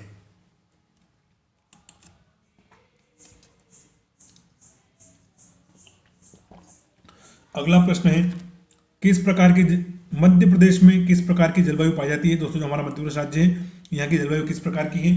तो पहला है हमारा गर्म और शुष्क जलवायु, दूसरा है ठंडी जलवायु, तीसरा है हमारा उष्ण कटिबंधीय मानसूनी जलवायु, और फोर्थ है हमारा शुष्क जलवायु। क्या है? शुष्क जलवायु। तो करेक्ट आंसर है इसका हमारा उष्ण कटिबंधीय मानसूनी जलवायु। तो हमारे मध्य प्रदेश दोस्तों जो जलवायु है वो उष्ण कटिबंधीय मानसूनी जलवायु है। दोस्तों मध्य प्रदेश की नहीं पूरे भारत की हमारी उष्ण कटिबंधीय मानसूनी जलवायु है। और ये प्रश्न दोस्तों प्रीवियस ईयर क्वेश्चन है, Madhya Pradesh public service commission MPPSC में पूछा गया है और 2016 और 2018 में पूछा गया है, यानी कि जीके प्रश्न भी रिपीट किए गए हैं। दोस्तों आपके लिए हम ऐसे ही इंपॉर्टेंट क्वेश्चन लेकर आते हैं, हमारे साथ बने रहे हैं आप, वीडियो पूरा देखें। तो दोस्तों ये प्रीवियस ईयर क्वेश्चन है, एमपीपीएससी 2016 और 2018 में पूछा गया था। अगला प्रश्न है मध्य प्रदेश में किस प्रकार की जलवायु पाई जाती है? तो पहला ऑप्शन हो जाएगा अंतरा भूतापीय जलवायु, दूसरा है महाद्वीपीय जलवायु, तीसरा है महासागरीय जलवायु, और फोर्थ है हमारा इनमें से कोई नहीं। तो करेक्ट आंसर हो जाएगा दोस्तों इसका महाद्वीपीय जलवायु। तो जो हमारी मध्य प्रदेश की जलवायु है ये किस प्रकार की है? तो ये महाद्वीपीय प्रकार की। किस प्रकार की? महाद्वीपीय प्रकार की। तो ऑप्शन सेकंड बिल्कुल हमारा करेक्ट आंसर है। नेक्स्ट क्वेश्चन है हमारा मध्य प्रदेश के दक्षिण पूर्वी क्षेत्र में किस प्रकार की जलवायु पाई जाती है? तो जो मध्य प्रदेश का दक्षिण पूर्वी क्षेत्र है वहां पर पूछ रहा है कि किस प्रकार की जलवायु पाई जाती है। तो पहला ऑप्शन हमारा आर्द्र जलवायु, दूसरा है शुष्क जलवायु, तीसरा है हमारा शीतोष्ण जलवायु, और फोर्थ है हमारा इनमें से कोई नहीं। क्या है? इनमें से कोई नहीं। तो करेक्ट आंसर हो जाएगा दोस्तों आर्द्र जलवायु। तो जो हमारा दक्षिण पूर्वी क्षेत्र है वहां पर किस प्रकार की जलवायु है? तो वहां पर आर्द्र प्रकार की जलवायु पाई जाती है। ऑप्शन एक हमारा बिल्कुल करेक्ट आंसर है। अगला प्रश्न है, मध्य प्रदेश में कितने डिग्री सेल्सियस की समताप रेखा राज्य को उत्तरी एवं दक्षिणी दो भागों में विभाजित करती है। चलिए फिर से रिपीट करता हूं, मध्य प्रदेश में कितनी डिग्री सेल्सियस की समताप रेखा राज्य के उत्तरी एवं दक्षिणी दो भागों को विभाजित करती है। यानी दोस्तों ये हमारा मध्य प्रदेश राज्य मान लो, तो इसको दो भागों में विभाजित कर रही है, ये उत्तर और ये दक्षिण। तो पहला ऑप्शन हमारा 21 डिग्री, दूसरा ऑप्शन है 25 डिग्री, तीसरा है 23 डिग्री और फोर्थ है हमारा 27 डिग्री। तो करेक्ट आंसर हो जाएगा 21 डिग्री। तो दोस्तों मध्य प्रदेश की 21 डिग्री समताप रेखा है जो कि मध्य प्रदेश को उत्तरी और दक्षिणी दो भागों में बदल रही है। कौन सी है वो 21 डिग्री समताप रेखा? तो ऑप्शन ए बिल्कुल करेक्ट है। अगला प्रश्न है, मध्य प्रदेश किस कटिबंधीय जलवायु क्षेत्र में स्थित है? तो दोस्तों जलवायु कटिबंध पूछ रहा है कि मध्य प्रदेश किस कटिबंधीय जलवायु क्षेत्र में स्थित है। तो पहला है हमारा शुष्क, दूसरा है शीतोष्ण, तीसरा है उपोष्ण और फोर्थ है हमारा इनमें से कोई नहीं। क्या है? तो करेक्ट आंसर हो जाएगा हमारा उपोष्ण। तो दोस्तों मध्य प्रदेश हमारे उपोष्ण कटिबंधीय जलवायु क्षेत्र में स्थित है, ऑप्शन थर्ड। अगला प्रश्न है, जलवायु मुख्यतः कितने प्रकार की होती है? तो पहला ऑप्शन है हमारा 2 प्रकार की, दूसरा है 3 प्रकार की, तीसरा है 4 प्रकार की और फोर्थ है हमारा 7 प्रकार की। कितना दोस्तों? 7 प्रकार की। तो इसका करेक्ट आंसर है, जलवायु मुख्यतः दोस्तों 2 प्रकार की होती है। कितने? 2 प्रकार की। एक होती है हमारी महाद्वीप प्रकार की और दूसरी होती है महासागरीय प्रकार की। तो जलवायु मुख्यतः कितने प्रकार की होती है? 2। पहला हो जाएगा हमारा महासागरीय और दूसरा हो जाएगा महाद्वीपीय। ऑप्शन 1 बिल्कुल करेक्ट है। अगला प्रश्न है, जलवायु के आधार पर संपूर्ण मध्य प्रदेश को कितने भागों में बांटा गया है? तो पहला ऑप्शन हमारा 6 भागों में, दूसरा है 4 भागों में, तीसरा है 8 भागों में और जो हमारा चौथा है वो है 5 भागों में। तो दोस्तों जलवायु के आधार पर हमने मध्य प्रदेश को कितने भागों में बांटा है? तो सही जवाब हमारा 4 भागों में। कितने भागों में? 4 भागों में। तो ऑप्शन 4 बिल्कुल करेक्ट है कि जलवायु के आधार पर संपूर्ण मध्य प्रदेश को हमने 4 भागों में बांटा है। अगला प्रश्न है, प्रदेश में सर्वाधिक औसत तापमान वाला जिला कौन सा है? सर्वाधिक औसत तापमान वाला, तो पहला है हमारा ग्वालियर, दूसरा है राजगढ़, तीसरा है भिंड और फोर्थ है हमारा बालाघाट। तो करेक्ट आंसर है इसका ग्वालियर जिला। तो प्रदेश में सर्वाधिक औसत तापमान वाला जिला है हमारा ग्वालियर जिला। कौन सा? ग्वालियर जिला बिल्कुल करेक्ट आंसर हो जाएगा। चलिए अगला प्रश्न देखते हैं हम। अगला प्रश्न है, मध्य प्रदेश में ऋतु वेधशाला का निर्माण इंदौर में किस वर्ष में हुआ था? तो दोस्तों मध्य प्रदेश की एकमात्र ऋतु वेधशाला है जो कि हमारे इंदौर शहर में स्थित है। तो इसका निर्माण किस वर्ष में हुआ था? तो पहला है हमारा वर्ष 2008 में, दूसरा है 2011 में, तीसरा है हमारा 2016 में और जो चौथा ऑप्शन है वो है हमारा 2013 में। तो करेक्ट आंसर इस प्रश्न का 2013 में। तो मध्य प्रदेश की एकमात्र ऋतु वेधशाला का निर्माण इंदौर में 2013 में हुआ था। कब? 2013 में। ऑप्शन 4 बिल्कुल करेक्ट है। अगला प्रश्न है, मध्य प्रदेश की जलवायु को प्रभावित करने वाले निम्न में से कौन से कारक उत्तरदायी हैं? तो दोस्तों जो हमारी मध्य प्रदेश की जलवायु है इसको प्रभावित करने वाले निम्न में से कौन से कारक हैं? तो पहला है हमारा बंगाल की खाड़ी से निकटता। क्या है? बंगाल की खाड़ी से निकटता। दूसरा है हमारा धरातलीय उच्चावच, तीसरा है हमारा समुद्र से दूरी और फोर्थ है हमारा उपरोक्त सभी। क्या है? उपरोक्त सभी। तो करेक्ट आंसर दोस्तों इसका उपरोक्त सभी। तो मध्य प्रदेश की जलवायु को प्रभावित करने वाले कारक है हमारे, एक तो बंगाल की खाड़ी से निकटता, दूसरा है धरातलीय उच्चावच और तीसरा है हमारा समुद्र से दूरी। ऑप्शन 4 बिल्कुल इस प्रश्न का सही जवाब है, ऑप्शन 4। अगला प्रश्न है, मध्य प्रदेश को पूर्वी एवं पश्चिमी दो भागों में विभाजित करने वाली समवृष्टि रेखा कौन सी है? ये दोस्तों मध्य प्रदेश को पूर्वी एवं पश्चिमी दो भागों में विभाजित करने वाली हमारी समवृष्टि रेखा पूछी है। तो पहला है हमारा 31 सेंटीमीटर, दूसरा है 20 सेंटीमीटर, तीसरा है हमारा 60 सेंटीमीटर और फोर्थ है हमारा 40 सेंटीमीटर। तो इस प्रश्न का सही जवाब है हमारा 60 सेंटीमीटर। दोस्तों 60 सेंटीमीटर समवृष्टि रेखा है हमारी, वो मध्य प्रदेश को दो भागों में विभाजित कर रही है, पूर्वी में और पश्चिमी में। तो प्रश्न का तीसरा ऑप्शन बिल्कुल करेक्ट है। नेक्स्ट इंपोर्टेंट क्वेश्चन है, मध्य प्रदेश में द्वितीय गर्मी कब प्रारंभ होती है? कौन सी गर्मी? तो द्वितीय गर्मी कब प्रारंभ होती है? तो पहला है हमारा फरवरी और मार्च में, दूसरा है नवंबर दिसंबर में, तीसरा है हमारा सितंबर अक्टूबर में और फोर्थ है हमारा मार्च अप्रैल में। कब? मार्च अप्रैल में। तो सही जवाब है दोस्तों सितंबर अक्टूबर में। तो मध्य प्रदेश में हमारी जो द्वितीय गर्मी है वो प्रारंभ होती है सितंबर और अक्टूबर में। किसमें? सितंबर और अक्टूबर। ऑप्शन सी, ऑप्शन 3 बिल्कुल हमारा करेक्ट है। अगला प्रश्न है, मध्य प्रदेश की किस ऋतु में अधिकतम सूखा रहता है? क्या प्रश्न? कि मध्य प्रदेश की किस ऋतु में अधिकतम सूखा रहता है? तो पहला ऑप्शन है शीत ऋतु में, दूसरा है ग्रीष्म ऋतु में, तीसरा है वर्षा ऋतु में और फोर्थ है हमारा इनमें से कोई नहीं। तो करेक्ट आंसर दोस्तों शीत ऋतु। तो मध्य प्रदेश की शीत ऋतु में अधिकतम सूखा रहता है। क्या रहता है? अधिकतम सूखा। तो ऑप्शन ए हमारा बिल्कुल करेक्ट है। अगला हमारा प्रश्न है, वर्ष 1995 में अधिकतम तापमान 48.9 डिग्री सेंटीग्रेड किस जिले में दर्ज किया गया था? तो दोस्तों बहुत ज़्यादा तापमान है, 48 डिग्री 9 सेंटीग्रेड। हमारी 40 डिग्री में ही हालत खराब हो जाती है, 40 से 35 डिग्री में ही। लेकिन यहाँ पर कितना हो गया था? तो 48.9 डिग्री सेंटीग्रेड किस जिले में दर्ज किया गया था? तो पहला ऑप्शन है हमारा भिंड में, दूसरा है गंज बासोदा में, तीसरा है हमारा ग्वालियर में और फोर्थ है हमारा मुरैना में। कहाँ पर? मुरैना में। तो सही जवाब है इसका गंज बासोदा विदिशा में। तो दोस्तों जो विदिशा की जगह है गंज बासोदा, यहाँ पर प्रदेश का अधिकतम तापमान दर्ज किया गया था 1995 में। कितना? 48.9 डिग्री सेंटीग्रेड। तो दोस्तों देख सकते हैं आप कितना अधिक तापमान है, और जितना ज़्यादा तापमान बढ़ेगा उतने ज़्यादा हमारे ग्लेशियर्स पिघलेंगे, पेयजल की कमी आएगी, साथ ही जो हमारा महासागर है उसमें जो महासागरीय जल है उसमें भी वृद्धि होगी। तो एज ए ह्यूमन हमें जिम्मेदारी लेनी चाहिए, हमें कम से कम ऐसी एक्टिविटी करनी चाहिए जो कि इन्वायरमेंट के खिलाफ हो। हमें अधिकतर जो भी हम एक्टिविटी करते हैं उनको इन्वायरमेंट फ्रेंडली बनाना है। क्या बनाना है? Environment friendly. साथ दोस्तों हमें अगर एक से 5 किलोमीटर के बीच में कोई काम हो तो उसको हम साइकिल से कर सकते हैं, तो इससे हमारा फ्यूल भी बचेगा और हमारे पैसे भी बचेंगे, साथ ही हम पर्यावरण प्रदूषण भी नहीं करेंगे। दोस्तों ऐसे बहुत सारे तरीके हैं, हम पानी बचा सकते हैं, पेड़ लगा सकते हैं, तो उससे दोस्तों जो पृथ्वी का एवरेज टेम्परेचर है उसको हम कंट्रोल कर पाएंगे। तो वर्ष 1995 में अधिकतम तापमान 48.9 डिग्री किस जिले में दर्ज किया गया था? तो गंज बासोदा विदिशा में। चलिए अगला प्रश्न देखते हैं। अगला प्रश्न है मध्य प्रदेश में औसत वार्षिक वर्षा कितनी होती है? प्रश्न क्या है? मध्य प्रदेश में औसत वार्षिक वर्षा कितनी दर्ज की गई है? तो पहला है हमारा 114 सेंटीमीटर, दूसरा है 120 सेंटीमीटर, तीसरा है हमारा 112 सेंटीमीटर और फोर्थ है हमारा 110 सेंटीमीटर। तो करेक्ट है दोस्तों इसका हमारा 112 सेंटीमीटर। तो मध्य प्रदेश की जो औसत वर्षा है वो कितनी है? 112 सेंटीमीटर यहाँ पर दर्ज की गई थी। ऑप्शन थर्ड बिल्कुल करेक्ट है। और ये प्रश्न दोस्तों प्रीवियस ईयर क्वेश्चन है। क्या है? Previous year question state forest service exam 2016 में पूछा गया था, यानी कि राज्य वन सेवा परीक्षा 2016 में ये प्रश्न आपसे पूछा गया है, प्रीवियस ईयर क्वेश्चन है। अगला है हमारा मध्य प्रदेश में सबसे कम वर्षा किस जिले में होती है? सबसे कम वर्षा वाला जिला पूछ रहा है। तो पहला है हमारा ऑप्शन दमोह में, दूसरा है भिंड, तीसरा है हमारा श्योपुर और फोर्थ है हमारा राजगढ़। तो दोस्तों करेक्ट आंसर है हमारा भिंड। तो दोस्तों प्रदेश में सबसे कम वर्षा हमारे भिंड जिले में होती है, और भिंड जिले की तहसील कौन सी? गोहद तहसील। कौन सी?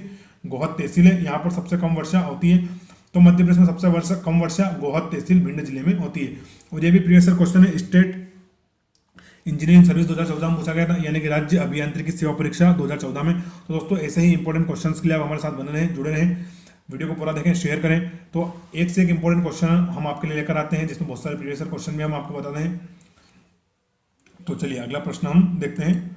अगला प्रश्न है मध्य प्रदेश में ग्रीष्म ऋतु को अन्य किस नाम जाना जाता है? तो दोस्तों जो हमारी गर्मी होती है ग्रीष्म ऋतु, उसको हम मध्य प्रदेश में अन्य किस नाम से जानते हैं? तो पहला ऑप्शन है हमारा सियाला, दूसरा है उनाला यूनाला। क्या है? यूनाला। तीसरा है हमारा मावट और फोर्थ है हमारा चौमासा। तो सही जवाब हो जाएगा दोस्तों इसको यूनाला। तो जो हमारी ग्रीष्म ऋतु है इसको हम मध्य प्रदेश में किस नाम जानते हैं? तो यूनाला नाम से जानते हैं, या इसको हम आम बोलचाल में बात करें तो ऊनाला बोलते हैं। क्या बोलते हैं? ऊनाला। दोस्तों अगर मध्य प्रदेश में हम आम बोलचाल की भाषा में बात करें तो इसको हम बोलते हैं ऊनाला। जो भी गांव से जुड़ा होगा वो इस चीज़ को अच्छे से जानता होगा। तो मध्य प्रदेश में हम ग्रीष्म ऋतु को क्या बोलते हैं? वो बोलते हैं यूनाला। और शीत ऋतु को हम बोलते हैं सियाला। क्या बोलते हैं? हमारी शीत ऋतु है उसको हम बोलते हैं सियाला। अगला प्रश्न है विंध्यन पर्वतीय क्षेत्र में औसत वार्षिक वर्षा की मात्रा कितनी है? तो पहला ऑप्शन है हमारा 210 से 216 सेंटीमीटर, दूसरा है 50 से 100 सेंटीमीटर, तीसरा है 100 से 106 सेंटीमीटर और फोर्थ है हमारा 310 से 316 सेंटीमीटर। तो करेक्ट आंसर हो जाएगा इसका दोस्तों 50 से 100 सेंटीमीटर। तो जो हमारा विंध्य पर्वतीय क्षेत्र है यहाँ की औसत वर्षा कितनी है? वो है 50 से 100 सेंटीमीटर। इंपॉर्टेंट क्वेश्चन है और सेकंड ऑप्शन बिल्कुल करेक्ट है इसका। अगला है हमारा मध्य प्रदेश का औसत तापमान शीत ऋतु में कितना दर्ज किया गया है? तो पहला है हमारा 24 डिग्री सेंटीग्रेड, दूसरा है 25 डिग्री सेंटीग्रेड, तीसरा है 22 डिग्री सेंटीग्रेड और फोर्थ है हमारा 23 डिग्री सेंटीग्रेड। कितना? 23 डिग्री सेंटीग्रेड। दोस्तों मध्य प्रदेश का औसत तापमान वो है हमारा 23 डिग्री सेंटीग्रेड। कितना? 23 डिग्री सेंटीग्रेड। तो ये बिल्कुल हमारा करेक्ट आंसर हो जाएगा ऑप्शन 4। तो औसत तापमान कितना रहता है? 23 डिग्री। और दोस्तों शीत ऋतु में सबसे कम तापमान कितना होता है मध्य प्रदेश का? तो 2 से 3 डिग्री तक भी पहुंच जाता है कभी कभी, लेकिन औसत तापमान की हम बात करें शीत ऋतु में तो वो रहता है हमारा 23 डिग्री। ऑप्शन 4 बिल्कुल करेक्ट है। अगला प्रश्न है मध्य प्रदेश में सर्वाधिक वर्षा किस क्षेत्र में होती है? तो पहला ऑप्शन है विंध्य क्षेत्र में, दूसरा है नर्मदा सोन घाटी में, तीसरा है मालवा क्षेत्र में और फोर्थ है हमारा बुंदेलखंड क्षेत्र में। तो करेक्ट आंसर हो जाएगा हमारे नर्मदा सोन घाटी में। तो दोस्तों मध्य प्रदेश में सर्वाधिक वर्षा कहाँ पर होती है? तो वो होती है हमारी नर्मदा सोन घाटी में। ऑप्शन सेकंड बिल्कुल हमारा करेक्ट है। अगला प्रश्न है मध्य प्रदेश में मानसून का आगमन किस माह में होता है? तो पहला है हमारा मई माह में, दूसरा है जुलाई में, तीसरा है अगस्त महीने में और फोर्थ है हमारा जून महीने में। तो करेक्ट आंसर है इसका हमारा जून महीने में। कब? जून महीने में। तो दोस्तों मध्य प्रदेश में जो मानसून का आगमन होता है वो हमारे जून महीने में होता है। ऑप्शन 4 बिल्कुल करेक्ट है। अगला प्रश्न है मध्य प्रदेश राज्य में ग्रीष्म ऋतु का समयकाल क्या है? दोस्तों हमारे मध्य प्रदेश में जो ग्रीष्म ऋतु है गर्मी वो किस समय रहती है?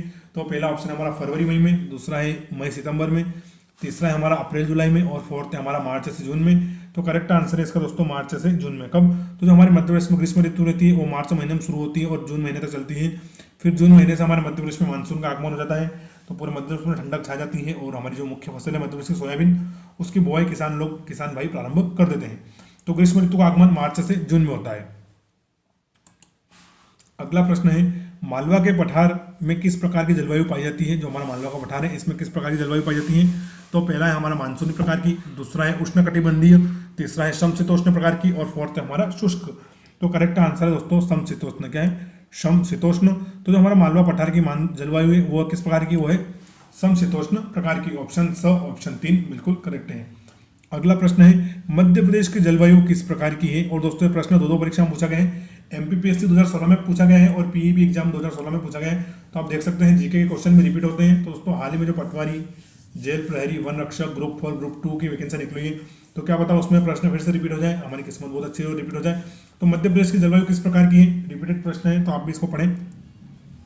पहला ऑप्शन है हमारा मानसून प्रकार, दूसरा है भूमध्य रेखीय प्रकार, तीसरा है हमारा भूमध्य सागरीय, और फोर्थ है हमारा कोई नहीं। तो करेक्ट आंसर हो जाएगा हमारा मानसून प्रकार की। तो दोस्तों जो हमारा मध्य प्रदेश की जलवायु है वो किस प्रकार की है? तो हमारे मानसून प्रकार की है। अगला क्वेश्चन है, मध्य प्रदेश में कितने प्रकार की ऋतुएं पाई जाती हैं? तो दोस्तों ये भी हमारा स्टेट इंजीनियरिंग सर्विस एग्जाम 2016 में पूछा गया है, प्रीवियस क्वेश्चन, कि मध्य प्रदेश में कितने प्रकार की ऋतुएं पाई जाती हैं। तो पहला है 4 प्रकार की, दूसरा ऑप्शन है 2 प्रकार की, तीसरा है 3 प्रकार की, और फोर्थ है हमारा इनमें से कोई नहीं। तो करेक्ट आंसर दोस्तों मध्य प्रदेश में जो हमारी ऋतुएं हैं वो 3 प्रकार की। कितने प्रकार की? 3 प्रकार की है, जिसमें गर्मी, शीत और रेनी, यानी कि समर, विंटर और रेनी सीजन। तो दोस्तों मध्य प्रदेश में ऋतुएं कितनी है? 3 है। कितनी? 3 है। ऑप्शन 3 बिल्कुल हमारा करेक्ट आंसर है इसका। अगला प्रश्न है, मध्य प्रदेश में सबसे ज्यादा वर्षा किससे होती है? तो पहला है हमारा दक्षिण मानसून से, दूसरा है दक्षिण पूर्वी मानसून से, तीसरा है हमारा दक्षिण पश्चिम मानसून से, और फोर्थ है हमारा उपयुक्त सभी। क्या है? उपयुक्त सभी। तो करेक्ट आंसर है हमारा दक्षिण पश्चिम मानसून। तो जो हमारे मध्य प्रदेश में सर्वाधिक वर्षा होती है वो होती है दक्षिण पश्चिम मानसून से। ऑप्शन 3 बिल्कुल करेक्ट है। अगला प्रश्न देखते हैं, मध्य प्रदेश के किस भाग में अधिक वर्षा होती है? तो पहला ऑप्शन है हमारा पूर्वी भाग में, दूसरा है पश्चिमी भाग में, तीसरा है हमारा उत्तरी भाग में, और चौथा है हमारा दक्षिणी भाग में। कहाँ पर? दक्षिणी भाग में। तो करेक्ट आंसर हो जाएगा दोस्तों मध्य प्रदेश के पूर्वी भाग में। तो जो हमारा मध्य प्रदेश का पूर्वी भाग है वहाँ पर सर्वाधिक वर्षा होती है, और दोस्तों यही कारण है कि हमारे पूर्वी भाग के अमरकंटक से नर्मदा, महानदी, सोन, जोहिला जैसी बड़ी बड़ी नदियाँ निकलती हैं, क्योंकि दोस्तों इस क्षेत्र का जल ग्रहण क्षेत्र अधिक है, यहाँ पर वर्षा अधिक होती है। तो मध्य प्रदेश के किस भाग में अधिक वर्षा हो रही है? तो वो है पूर्वी भाग में। किसमें? पूर्वी भाग में। अगला प्रश्न है, मध्य प्रदेश के किस क्षेत्र में मानसून की बंगाल की खाड़ी एवं अरब सागर दोनों शाखाओं से वर्षा होती है? प्रश्न है, फिर से रिपीट करूंगा। मध्य प्रदेश के किस क्षेत्र में मानसून की बंगाल की खाड़ी एवं अरब सागर दोनों शाखाओं से वर्षा होती है? तो पहला है हमारा निमाड़, दूसरा है मालवा क्षेत्र, तीसरा है हमारा ऑप्शन विंध्य क्षेत्र, और फोर्थ है हमारा बुंदेलखंड क्षेत्र। क्या है? बुंदेलखंड क्षेत्र। तो इसका करेक्ट आंसर है दोस्तों विंध्य क्षेत्र। तो जो हमारा विंध्य क्षेत्र है या विंध्यन पर्वतीय श्रृंखला है हमारी, यहाँ पर दोनों मानसून वर्षा कराते हैं, बंगाल की खाड़ी वाला कराता है और अरब सागर, दोनों ही प्रकार की मानसून यहाँ पर वर्षा करवाते हैं। इसमें विंध्य क्षेत्र में। तो ऑप्शन 3 बिल्कुल करेक्ट है। अगला प्रश्न है, मध्य प्रदेश में दक्षिण पश्चिम मानसून से संपूर्ण वर्षा का लगभग कितने प्रतिशत भाग प्राप्त होता है? तो दोस्तों मध्य प्रदेश में जो हमारा दक्षिण पश्चिम मानसून है उससे संपूर्ण वर्षा का लगभग कितने प्रतिशत भाग हमें प्राप्त हो जाता है? तो पहला है हमारा 75%, दूसरा है 80%, तीसरा है हमारा 85%, और चौथा है हमारा 90%। क्या है चौथा? हमारा 90%। तो करेक्ट आंसर है दोस्तों इसका हमें 85%। तो दोस्तों हमारा 85% पानी ये वर्षा हमें किससे मिल जाती है? दक्षिण पश्चिम मानसून से हमें मिल जाती है 85%। लेकिन दोस्तों आपको 90% अंक लाना है, आपको पटवारी बनना है, वन रक्षक बनना है, जेल प्रहरी बनना है, तो आपको टोटल कितने 90% अंक लाना है। और 90% अंक आप कैसे लाएंगे? जब आप लगातार हमारे साथ पढ़ते रहेंगे। तो हमारे साथ पढ़ते रहें, जुड़े रहें, चैनल को सब्सक्राइब कर लें। आपके लिए हम एक से एक प्रीवियस क्वेश्चन लाते हैं, ऑब्जेक्टिव बिल्कुल परीक्षा से पहले आपकी हम परीक्षा लेते हैं। तो दोस्तों आपको हम निश्चिंत ही 90% दिलवा के रहेंगे, बस आपको हमारे साथ बने रहना है। तो मध्य प्रदेश में दक्षिण पश्चिम मानसून से संपूर्ण वर्षा का लगभग कितने प्रतिशत भाग प्राप्त होता है? तो हमें 85% भाग प्राप्त होता है। और 90% कब प्राप्त होगा? जब हम वीडियो को पूरा देख लेंगे। अगला हमारा, मध्य प्रदेश में पूर्व से पश्चिम एवं दक्षिण से उत्तर की ओर वर्षा की मात्रा में क्रमशः क्या परिवर्तन दिखाई देता है? चलिए फिर से रिपीट करता हूँ। मध्य प्रदेश में पूर्व से पश्चिम एवं दक्षिण से उत्तर की ओर वर्षा की मात्रा में क्रमशः क्या परिवर्तन दिखाई देता है? तो पहला है हमारा वर्षा की मात्रा कम होती जाती है, दूसरा है वर्षा की मात्रा अधिक होती है, तीसरा है वर्षा सामान्य होती है, और फोर्थ है हमारा इनमें से कोई नहीं। क्या है? फोर्थ हमारा इनमें से कोई नहीं। तो करेक्ट आंसर हो जाएगा दोस्तों वर्षा की मात्रा में कमी होती है। क्या होती है? वर्षा की मात्रा में कमी होती है। जब हम पश्चिम से दक्षिण की ओर जाते हैं और उत्तर से पूर्व की ओर जाते हैं, जब हम पूर्व से पश्चिम की ओर जाते हैं और उत्तर से दक्षिण से उत्तर की ओर जाते हैं, तो हमारी प्रदेश में वर्षा की मात्रा कम हो जाती है। क्या हो जाती है? वर्षा की मात्रा हमारी कम हो जाती है। तो ऑप्शन एक हमारा बिल्कुल इस प्रश्न का सही जवाब है, ऑप्शन फर्स्ट। अगला प्रश्न है, निम्न में से किस जिले में गांवों को क्लाइमेट स्मार्ट विलेज प्रोजेक्ट में सम्मिलित किया गया है? तो पहला है हमारा सीधी में, दूसरा है सागर में, तीसरा है सतना में, और फोर्थ है हमारा दमोह में। कहाँ पर? दमोह में। तो इसका हमारा करेक्ट आंसर हो जाएगा दोस्तों सतना जिले में। तो दोस्तों सतना जिले के गांवों को क्लाइमेट स्मार्ट विलेज प्रोजेक्ट में सम्मिलित किया गया है। तो सतना जिला हमारा किसमें सम्मिलित है? तो वो हमारा क्लाइमेट स्मार्ट विलेज प्रोजेक्ट में सम्मिलित है। तो ऑप्शन थर्ड बिल्कुल करेक्ट है। और दोस्तों प्रश्न हमारा प्रीवियस ईयर क्वेश्चन है, पुलिस कांस्टेबल 2017 में पूछा गया। किसमें? पुलिस कांस्टेबल देशभक्त 2016 में पूछा गया है। तो वह जिसको भी देशभक्ति और जन सेवा करनी हो तो वो आ जाए हमारे, और मध्य प्रदेश कांस्टेबल का ये प्रश्न है तो जुड़ जाए हमारे साथ और अच्छे से पढ़ते रहें प्रीवियस ईयर क्वेश्चन। चलिए अगला देखते हैं हम। अगला प्रश्न है, मध्य प्रदेश में कितने मौसम होते हैं? क्या है प्रश्न? कि मध्य प्रदेश में कितने मौसम होते हैं? तो पहला है हमारा 3 मौसम, दूसरा है 2 मौसम, तीसरा है 5 मौसम, और फोर्थ ऑप्शन है हमारा 4 मौसम। तो करेक्ट आंसर हो जाएगा दोस्तों मध्य प्रदेश में टोटल कितने हमारे 3 मौसम में, कितने 3 मौसम है, जिसमें से हमारा शीत, ग्रीष्म और वर्षा। तो ये दोस्तों ये प्रश्न में हमारा एमपीएसआई में पूछा गया है, तो हमें 2 स्टार लगाने एमपीएसआई 2017। और दोस्तों वैकेंसियां 2017 के बाद से एमपीएसआई की नहीं आई है, लेकिन फिलहाल जो हमारा वर्ष है वो चुनावी वर्ष है, और चुनावी वर्ष में सरकार अधिकतर वैकेंसियां निकालती हैं। तो हो सकता है, आशा करते हैं इसी कि एमपीएसआई 2017 की वैकेंसी इस साल निकले और हम खूब पढ़ें और हमारा फाइनल सिलेक्शन हो। तो मध्य प्रदेश में कितने प्रमुख मौसम होते हैं? तो करेक्ट है हमारा 3 मौसम। अगला प्रश्न है, 1 मिनट रुकना दोस्तों।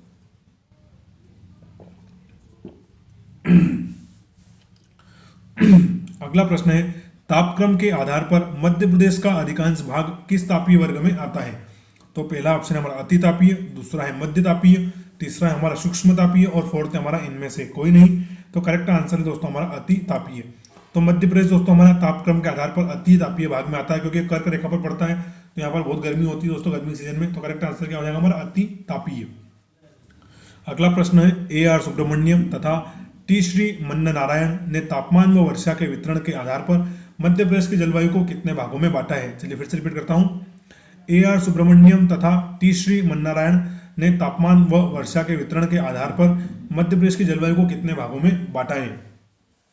तो पहला है हमारा 4 भागों में, दूसरा ऑप्शन है 3 भागों में, तीसरा ऑप्शन है हमारा 5 भागों में, और फोर्थ है हमारा 2 भागों में। तो करेक्ट आंसर इसका दोस्तों 3 भागों में।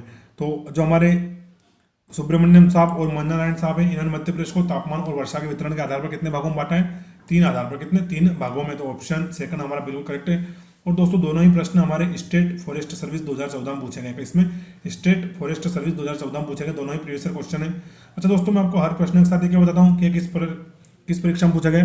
तो उससे दोस्तों हमें प्रश्नों का महत्व समझते हैं और जो हम परीक्षा होती है उसका पैटर्न समझते हैं। क्योंकि दोस्तों आपने देखा होगा जो हमारा जलवायु चैप्टर है ये कहीं ना कहीं हमारे फॉरेस्ट से जुड़ा हुआ है, क्योंकि जितना वन होगा उतना हमारी वर्षा होगी और जलवायु से चैप्टर जुड़ा हुआ है। इसलिए दोस्तों जो इसके प्रश्न हैं वो स्टेट फॉरेस्ट सर्विस में बहुत ज़्यादा पूछे गए हैं। तो ऐसे हम ये भी देख सकते हैं कि किस चैप्टर से किस परीक्षा में ज़्यादा प्रश्न हमारे पूछे गए हैं। तो दोस्तों इसलिए मैं आपको हर प्रश्न के प्रीवियस ईयर क्वेश्चन के बारे में बताता हूँ कि ये प्रश्न हमारे किस परीक्षा में पूछा गया था। चलिए अगला प्रश्न देखते हैं हम। निम्न में से कौन से महीने में मध्य प्रदेश में सर्दियां शुरू होती है? कौन से महीने में हमारे मध्य प्रदेश में सर्दियां शुरू हो जाती हैं? तो पहला है नवंबर महीने में, दूसरा है दिसंबर में, तीसरा ऑप्शन है अक्टूबर में, और फोर्थ है हमारा दिसंबर में। कब? दिसंबर में। तो करेक्ट आंसर हो जाएगा इसका हमारा नवंबर के महीने में। तो हमारे नवंबर महीने में मध्य प्रदेश में सर्दियां शुरू हो जाती है। और दोस्तों प्रीवियस ईयर क्वेश्चन है जेल प्रहरी 2017 में पूछा है। किसमें? जेल प्रहरी 2017 में पूछा गया है। अगला है हमारा मध्य प्रदेश में निम्नलिखित क्षेत्रों में से कौन से क्षेत्र में मानसून के दौरान सबसे कम वर्षा होती है? पहला ऑप्शन हमारा दक्षिण पूर्व में, दूसरा है उत्तर पूर्व में, तीसरा है हमारा उत्तर पश्चिम में, और फोर्थ है हमारा दक्षिण पश्चिम में। किसमें? दक्षिण पश्चिम में। तो करेक्ट आंसर हो जाएगा दोस्तों हमारा उत्तर पश्चिम में। तो मध्य प्रदेश में निम्नलिखित में से हमारा जो उत्तर पश्चिम क्षेत्र है यहाँ पर सबसे कम मानसून में वर्षा होती है। ऑप्शन थर्ड बिल्कुल करेक्ट है। और ये भी प्रीवियस ईयर क्वेश्चन है, जेल प्रहरी में पूछा गया है। अगला है मध्य प्रदेश में सर्वाधिक वर्षा किस स्थान पर होती है? तो पहला ऑप्शन देखते हैं हम पंचमढ़ी, दूसरा है हमारा सिवनी, तीसरा है घोड़ा डोंगरी और फोर्थ है हमारा नर्मदा घाटी। तो करेक्ट आंसर हो जाएगा दोस्तों हमारा पंचमढ़ी। तो मध्य प्रदेश में सर्वाधिक वर्षा कहाँ पर होती है? तो हमारे पंचमढ़ी में होती है। और पंचमढ़ी हमारा किस जिले में पड़ता है? तो दोस्तों ये पड़ता है हमारे होशंगाबाद जिले में। कहाँ पर? होशंगाबाद जिले में। तो करेक्ट आंसर हो जाएगा हमारा ऑप्शन ए। अगला प्रश्न है निम्नलिखित जिला समूह में कौन सा समूह निम्न वर्षा वाले क्षेत्र के अंतर्गत आता है? क्या प्रश्न कि निम्नलिखित जिला समूह में कौन सा समूह निम्न वर्षा वाले क्षेत्र के अंतर्गत आता है? तो पहला ऑप्शन हमारा रीवा, सतना और सीधी, दूसरा ऑप्शन हमारा जबलपुर, इंदौर, देवास, तीसरा है हमारा बालाघाट, सिवनी और छिंदवाड़ा और फोर्थ है हमारा भिंड, मुरैना और ग्वालियर। क्या है? भिंड, मुरैना और ग्वालियर। तो करेक्ट आंसर दोस्तों इसका भिंड, मुरैना और ग्वालियर। जहां पर दोस्तों भिंड न जाए फिर उसमें बचा ही गया, उसको राइट हमें क्लिक करना है, क्योंकि प्रदेश में सबसे कम वर्षा कहाँ पर होती है? वो हमारे भिंड जिले में होती है, भिंड जिले की गोहद तहसील में। तो भिंड, मुरैना और ग्वालियर ये मध्य प्रदेश के निम्न वर्षा वाले क्षेत्र में आते हैं। किसमें? निम्न वर्षा वाले क्षेत्र में आते हैं। ऑप्शन 4 बिल्कुल करेक्ट है।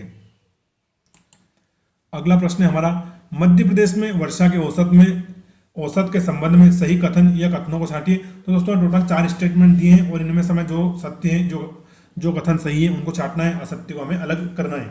तो पहला देखते हैं हम, पहला कथन क्या बोल रहा है। पहला है कि 75 सेंटीमीटर से कम वर्षा वाला क्षेत्र निम्न वर्षा का क्षेत्र है। तो बिल्कुल करेक्ट हो जाएगा हमारा ऑप्शन फर्स्ट। सेकंड है 75 से 100 सेंटीमीटर वर्ष, ये वर्षा है। क्या है? वर्षा वाला औसत से कम वर्षा का क्षेत्र है। कौन सा? 75 से 100 सेंटीमीटर। दोस्तों ये भी हमारा करेक्ट हो जाएगा। तीसरा है 100 सेंटीमीटर वर्षा मध्य प्रदेश की औसत वर्षा है। तो दोस्तों ये गलत हो जाएगा। हमारी मध्य प्रदेश की जो औसत वर्षा है वो 112 से 125 है। कितनी? 112 से 125 है हमारी औसत वर्षा।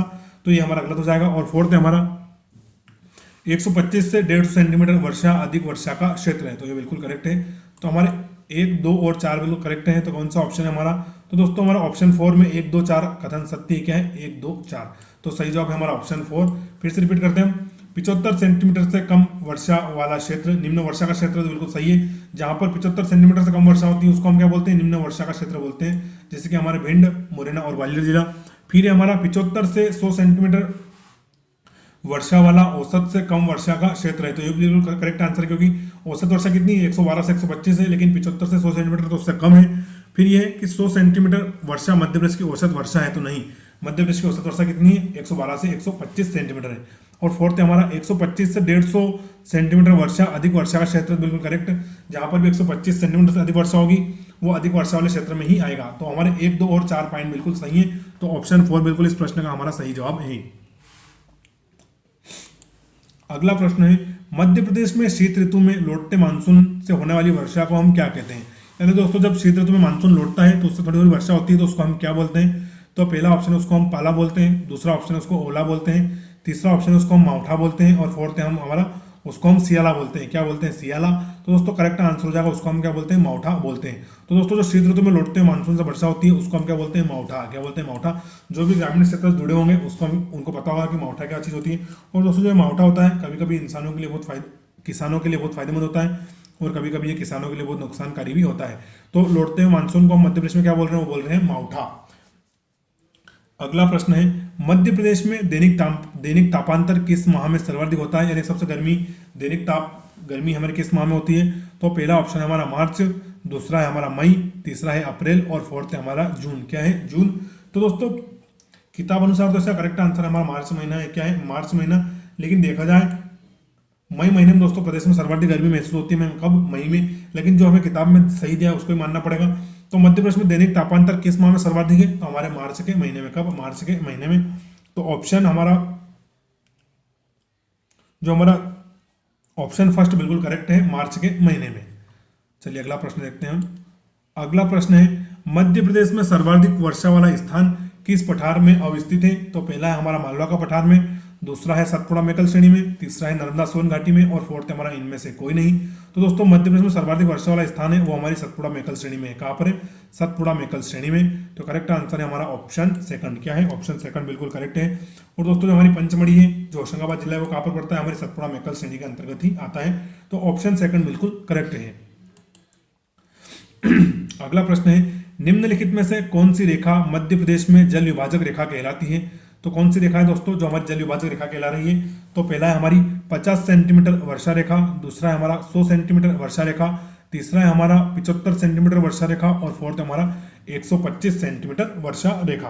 तो करेक्ट आंसर हो जाएगा दोस्तों हमारा 75 सेंटीमीटर वर्षा रेखा मध्य प्रदेश की जल विभाजक रेखा कहलाती है। 75 सेंटीमीटर वर्षा रेखा को हम जल विभाजक रेखा बोल रहे हैं, तो ऑप्शन 3 हमारा बिल्कुल करेक्ट है। अगला इंपॉर्टेंट क्वेश्चन है, मध्य प्रदेश की जलवायु को उष्ण कटिबंधीय स्वरूप प्रदान करने में कौन उत्तरदायी है। जो हमारी जलवायु है उष्ण कटिबंधीय मानसूनी प्रकार की, तो उसका दोस्तों स्वरूप है, इसको कौन कौन दे रहा है।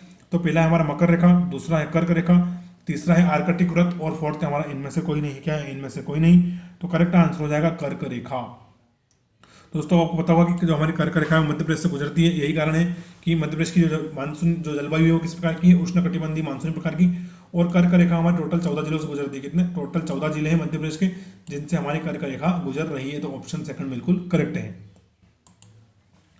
अगला प्रश्न है, जलवायु के आधार पर मध्य प्रदेश को कितने भागों में बांटा है। तो दोस्तों जलवायु के आधार पर मध्य प्रदेश को कितने भागों में बांटा गया है। तो पहला है 3, दूसरा है 6 भागों में, तीसरा ऑप्शन है हमारा 4 भागों में और चौथा ऑप्शन है 7 भागों में। तो करेक्ट आंसर हो जाएगा 4 भागों में। तो दोस्तों जलवायु के आधार पर हमने मध्य प्रदेश को टोटल 4 भागों में बांटा है। ऑप्शन थर्ड बिल्कुल करेक्ट है। अगला प्रश्न है, किस क्षेत्र में ग्रीष्म ऋतु में अत्यधिक गर्मी तथा सर्दी में साधारण ठंड पड़ती है। दोस्तों पूछ रहा है कि कौन सा क्षेत्र है जहां पर गर्मी में बहुत ज्यादा गर्मी पड़ती है लेकिन सर्दी में नॉर्मल ठंड या साधारण ठंड पड़ती है। तो पहला ऑप्शन है हमारा नर्मदा घाटी, दूसरा है विंध्याचल का पहाड़ी भाग, तीसरा है उत्तर का मैदान और फोर्थ है हमारा मालवा का पठार। तो करेक्ट आंसर दोस्तों नर्मदा नदी।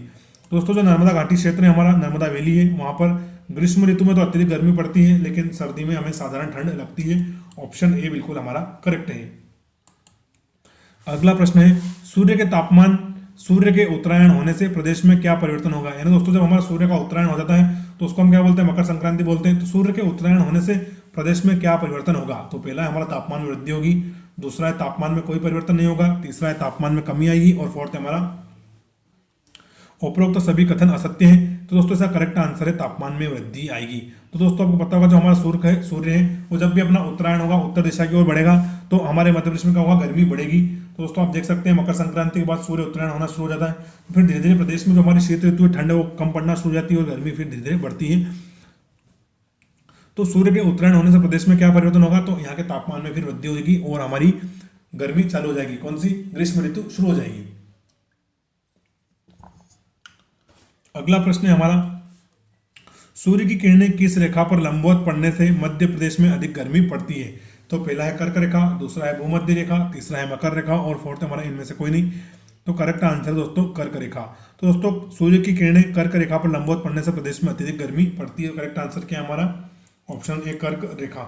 लेकिन दोस्तों कर्क रेखा हमारे लिए कहीं ना कहीं सोलर एनर्जी में बहुत काम की है, इसलिए दोस्तों आपको बताओ मध्य प्रदेश में बड़े बड़े सोलर पार्क बन रहे हैं क्योंकि दोस्तों कर्क रेखा पर सूर्य की किरणें लंबवत पड़ती हैं और वो हमारे विद्युत उत्पादन के लिए सोलर ऊर्जा के माध्यम से बहुत ज्यादा इंपॉर्टेंट हो जाती है।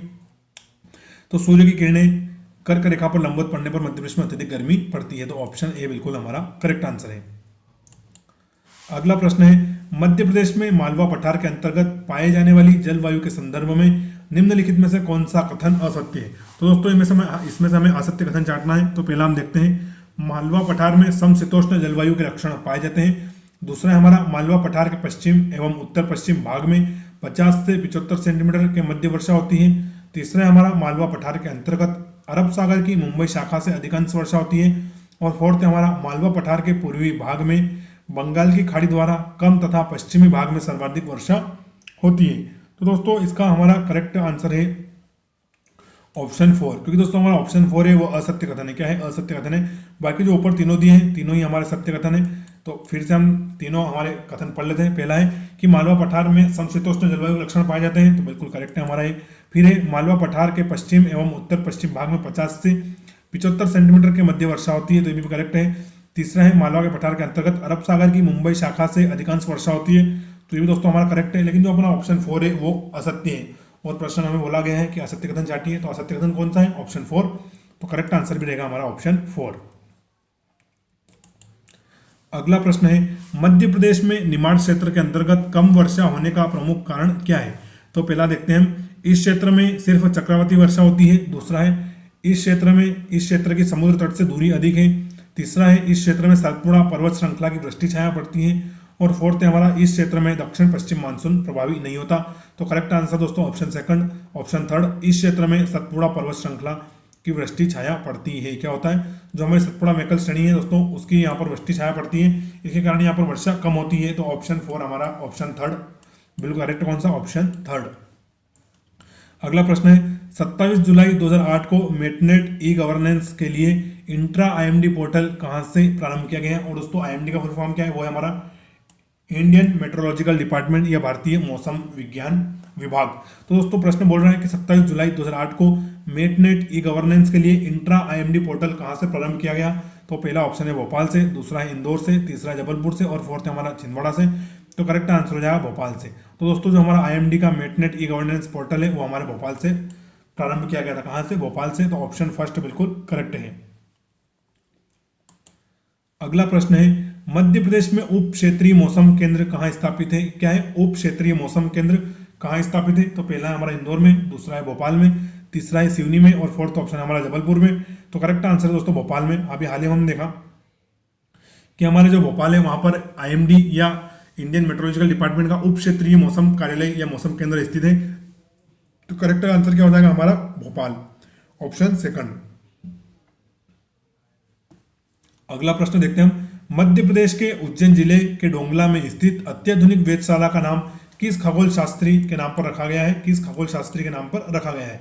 तो पहला है हमारा आर्यभट्ट, दूसरा है आचार्य भास्कराचार्य, तीसरा है आचार्य वरामहिर और फोर्थ है हमारा सुब्रमण्यम चंद्रशेखर। क्या है, सुब्रमण्यम चंद्रशेखर। तो दोस्तों करेक्ट आंसर हो जाएगा इसका हमारा आचार्य वरामहिर। तो दोस्तों जो हमारा उज्जैन जिले के डोंगला गांव में जो वेधशाला है उसका नाम हमने किसके नाम पर रखा है, तो वो है हमारा आचार्य वरामहिर, इनके नाम पर रखा है। अच्छा, इनके नाम पर हमने क्यों रखा, तो जो हमारा उज्जैन जिला है दोस्तों उसका जो कायथा ग्राम है या इसका प्राचीन नाम था कपित्त ग्राम, वहां पर हमारे आचार्य वरामहिर जी का जन्म हुआ था। किसका, तो दोस्तों उज्जैन जिले में ही हमारा आचार्य वरामहिर जी का नाम जन्म हुआ था। इसी कारण दोस्तों डोंगला वेधशाला का नाम हमने आचार्य वरामहिर जी के ऊपर रखा है। तो करेक्ट आंसर है हमारा ऑप्शन थर्ड। अगला प्रश्न है मध्य प्रदेश के उज्जैन जिले में जंतर मंतर वेधशाला का निर्माण किस राजा द्वारा करवाया गया था। दोस्तों जो जंतर मंतर वेधशाला उज्जैन में, इसका निर्माण किस राजा द्वारा करवाया था। तो पहला देखते हैं हम सवाई जयसिंह द्वारा, दूसरा है समुद्रगुप्त द्वारा, तीसरा है भानुगुप्त द्वारा और फोर्थ है हमारा महिपाल द्वारा। तो करेक्ट आंसर हो जाए दोस्तों सवाई जयसिंह। तो दोस्तों जो हमारे सवाई जयसिंह राजा थे इनके द्वारा ही जंतर मंतर वेधशाला का निर्माण करवाया गया था। दोस्तों इन टोटल इन्हें पूरे इंडिया में 4 वेधशालाएं बनवाई, कितनी 4, जिसमें से एक दिल्ली में, दूसरी जयपुर में, तीसरी उज्जैन में और फोर्थ हमारी प्रयागराज या इलाहाबाद में। तो दोस्तों ने टोटल हमारी 4 वेधशालाओं का निर्माण करवाया था। उनका नाम क्या रखा था इन्होंने, जंतर मंतर वेधशाला। दोस्तों उज्जैन में स्थित है। जब भी आप मध्य प्रदेश में उज्जैन देखने आए, उज्जैन घूमने आए, तो आप जंतर मंतर देख सकते हैं। और इसकी स्थापना किसने करी है, तो हमारे सवाई जयसिंह जी ने करी है, राजा सवाई जयसिंह ने। करेक्ट आंसर है ऑप्शन 1। अगला प्रश्न है पंडित नीलकंठ मंगल ने वर्ष 1928 में ग्रह नक्षत्रों व समय की गणना के लिए धरातल यंत्र किस शहर में निर्मित किया था। कौन सा धरातल यंत्र नाम था इसका, और इन्होंने किस शहर में स्थित किया था, निर्मित किया था। तो करेक्ट आंसर दोस्तों हमारा ऑप्शन 4। कब, ऑप्शन 4। तो दोस्तों यही कारण है कि मध्य प्रदेश की पहली मौसम विज्ञान वेधशाला भी इंदौर में ही है। तो पंडित नीलकंठ मंगल ने वर्ष 1928 में ग्रह नक्षत्रों व समय की गणना के लिए इंदौर में धरातल यंत्र निर्मित किया था। तो करेक्ट आंसर हमारा ऑप्शन 4। इसलिए दोस्तों हमारी मध्य प्रदेश की मौसम विज्ञान वेधशाला का है वो हमारे इंदौर में है। कहाँ पर, इंदौर में। चलिए आज का सेकंड लास्ट क्वेश्चन देखते हैं, वो है मध्य प्रदेश में ग्रीष्म ऋतु के अंतर्गत उत्तरी भाग में चलने वाली गर्म हवाओं को किस नाम से हम जानते हैं। तो पहला है पाला, दूसरा है लू, तीसरा ऑप्शन है आंधी और फोर्थ हमारा चक्रवात। तो करेक्ट आंसर हो जाएगा दोस्तों लू। तो जो मध्य प्रदेश के उत्तरी भाग में गर्मी में गर्म हवा चलती है उसको हम क्या बोलते हैं, लू बोलते हैं, लू बोलते हैं। तो ऑप्शन सेकंड बिल्कुल करेक्ट है। और प्रीवियस क्वेश्चन है, पुलिस कांस्टेबल 2017 में पूछा गया है। चलिए आज का लास्ट क्वेश्चन देखते हैं, मध्य प्रदेश का चेरापूंजी किस स्थान को कहा जाता है। तो पहला है हमारा पंचमढ़ी को, दूसरा है धाकुंडी, तीसरा है नौगांव और फोर्थ है हमारा मांडू। तो करेक्ट आंसर हो जाए दोस्तों चेरापूंजी। तो मध्य प्रदेश का चेरापूंजी हम किसको बोल रहे हैं, तो हम बोल रहे हैं पंचमढ़ी को, ऑप्शन ए। अच्छा दोस्तों चेरापूंजी क्या है, तो दोस्तों पूरे देश में सर्वाधिक वर्षा हमारे कहाँ पर होती है, तो मेघालय राज्य की चेरापूंजी और मोहसिन राम नामक जगह पर होती है। तो दोस्तों इसीलिए मध्य प्रदेश का चेरापूंजी हम किस स्थान को बोल रहे हैं, पंचमढ़ी को, क्योंकि पंचमढ़ी में प्रदेश की सर्वाधिक वर्षा रिकॉर्ड की जाती है। तो ऑप्शन ए हमारा बिल्कुल करेक्ट है। तो दोस्तों वीडियो हमारा यहीं तक था। आशा करता हूँ कि आपने हमारे वीडियो को पूरा देखा होगा। चैनल पर अगर आप नए हो तो चैनल को सब्सक्राइब कर लें। साथ ही दोस्तों आपका जो भी कोई कमेंट या सुझाव या आपका कोई डाउट हो तो वीडियो के हम डिस्क्रिप्शन बॉक्स में हमारे व्हाट्सअप ग्रुप का लिंक देते हैं, तो वहाँ से आप हमें व्हाट्सअप ग्रुप से जुड़ सकते हैं और हमें डायरेक्ट आपका सुझाव, आपका डाउट पूछ सकते हैं, या आप वीडियो के कमेंट बॉक्स में भी हम आपका कमेंट डाल सकते हैं, उसका जवाब हम जरूर देंगे। तो दोस्तों वीडियो को अपने अधिक से अधिक दोस्तों के साथ शेयर करें, चैनल को सब्सक्राइब करें। वीडियो पूरा देखने के लिए थैंक यू। जय हिंद।